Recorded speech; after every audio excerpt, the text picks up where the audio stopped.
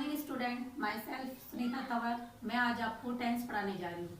Tense tense को कई बच्चे टेंशन की जैसे लेते हैं, लेकिन टेंस टेंशन नहीं है।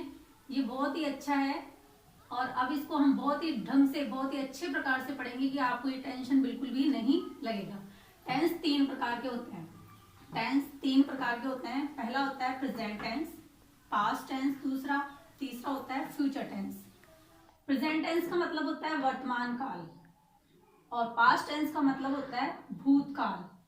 वर्तमान में जो घटनाएं घटित होती है उसके लिए हम प्रेजेंट टेंस का प्रयोग करते हैं और भूतकाल में जो घटनाएं हो चुकी थी उनके लिए हम पास्ट टेंस का प्रयोग करते हैं। फ्यूचर टेंस में हम भविष्य काल में होने वाली घटनाओं का उल्लेख इसमें हम करते हैं। अब प्रेजेंट टेंस कितने प्रकार का होता है? पहला तो है कि किसे कहा जाता है, तो मैंने आपको बता दिया कि वर्तमान काल की सभी घटनाओं का उल्लेख हम प्रेजेंट टेंस में करते हैं। अब प्रेजेंट टेंस की तरह ही पास्ट और फ्यूचर भी, इनके भी चार प्रकार होते हैं। पहला हम देखेंगे, सबसे पहले प्रेजेंट टेंस कितने प्रकार का होता है। पहला है सिंपल प्रेजेंट टेंस, दूसरा है प्रेजेंट कंटिन्यूअस, तीसरा है प्रेजेंट परफेक्ट, फोर्थ है प्रेजेंट परफेक्ट कंटिन्यूअस। इसी प्रकार से पास्ट टेंस और फ्यूचर टेंस के भी ये पार्ट होते हैं। उसमें हो जाता है simple past tense, past continuous, past perfect, past perfect continuous. इसी प्रकार से ये फ्यूचर टेंस में इस चार भागों में विभक्त हो जाता है।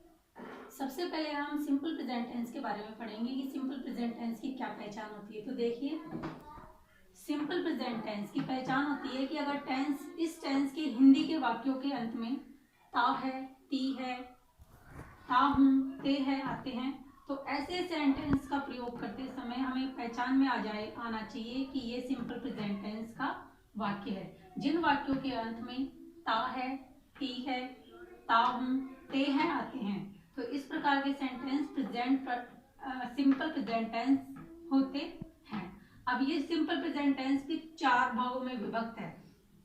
इस टेंस के जो सेंटेंस बनते हैं वो चार प्रकार से बनते हैं। पहला तो है अफर्मेटिव सेंटेंस, दूसरा है नेगेटिव सेंटेंस। अफर्मेटिव सेंटेंस का मतलब होता है सकारात्मक वाक्य, नेगेटिव सेंटेंस का मतलब होता है नकारात्मक वाक्य। तीसरा है इंट्रोगेटिव सेंटेंस और चौथा है नेगेटिव इंट्रोगेटिव सेंटेंस। इस प्रकार से सिंपल प्रेजेंट टेंस में इन चार प्रकार से सेंटेंसेस बनते हैं। सबसे पहले हम अफर्मेटिव सेंटेंस के बारे में पढ़ेंगे कि अफर्मेटिव सेंटेंस के रूल्स क्या क्या हैं और इनको किस प्रकार से इनके सेंटेंस बनाए जाते हैं। अफर्मेटिव सेंटेंस का हिंदी में अनुवाद होता है सकारात्मक वाक्य। इसके रूल्स देखेंगे। इसका पहला रूल है कि इसमें हमेशा वर्ब की फर्स्ट फॉर्म का हम प्रयोग करेंगे, first form of the verb का इसमें हमेशा प्रयोग करेंगे। दूसरा है ही, शी, इट या कोई नाम हो तो हम उसके साथ एस या ईएस लगाएंगे। तीसरा है आई, वी, यू, दे, इनके साथ हम एस या ईएस का प्रयोग नहीं करेंगे।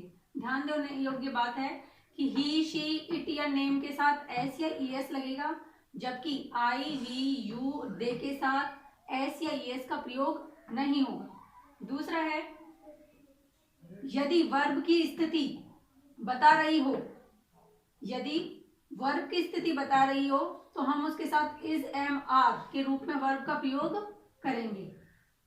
और यदि वर्ब स्वामित्व बता रही हो तो हम वहां पर हैज और हैव का प्रयोग करेंगे। अगर वर्ब स्थिति बता रही हो, तो हम वहां पर इज, एम, आर का प्रयोग करेंगे।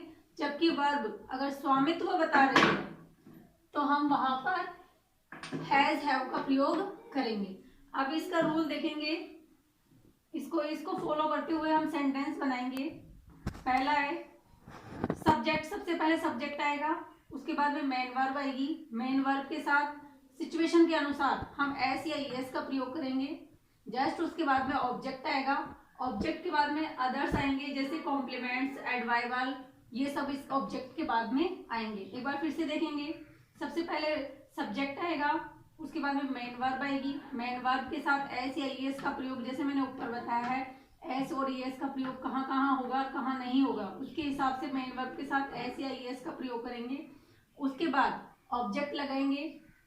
ऑब्जेक्ट के बाद में कोई कॉम्प्लीमेंट या एडवाइबल होगा तो हम ऑब्जेक्ट के बाद में उसको लगाएंगे। एक उदाहरण देखिए, जो मैं वहां जाता हूँ, वह वहां रहती है, मैं वहां जाता हूँ, तो जाता हूँ, ता हूँ, तो ये हमें पता चल रहा है कि ये सिंपल प्रेजेंट टेंस का वाक्य है।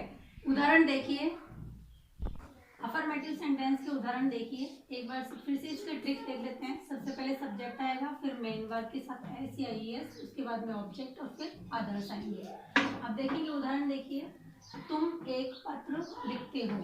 यहाँ सब्जेक्ट तुम है, तो यहाँ हो जाएगा यू। वर्ब लिखते हैं, राइट। एक पत्र, ए लेटर, फुल स्टॉप। दूसरा देखेंगे, वह स्कूल जाता है, वह ही जाता है, verb, go to school, he goes to school. He subject हो गया, जाता है, गो हो गया, फिर हमने एस या ईएस मैंने बताया था, ही के साथ ईएस लगेगा, टू लग गया, गो के बाद में टू प्रीपोजिशन लग गई, उसके बाद में ऑब्जेक्ट स्कूल यहाँ आ गया। अब ये दो सेंटेंस हैं जो आपको बैठ के करने हैं, कॉपी में करने हैं। हम क्रिकेट खेलते हैं, सीता वहां जाती है, ये दो सेंटेंस है, ये आपकी कॉपी में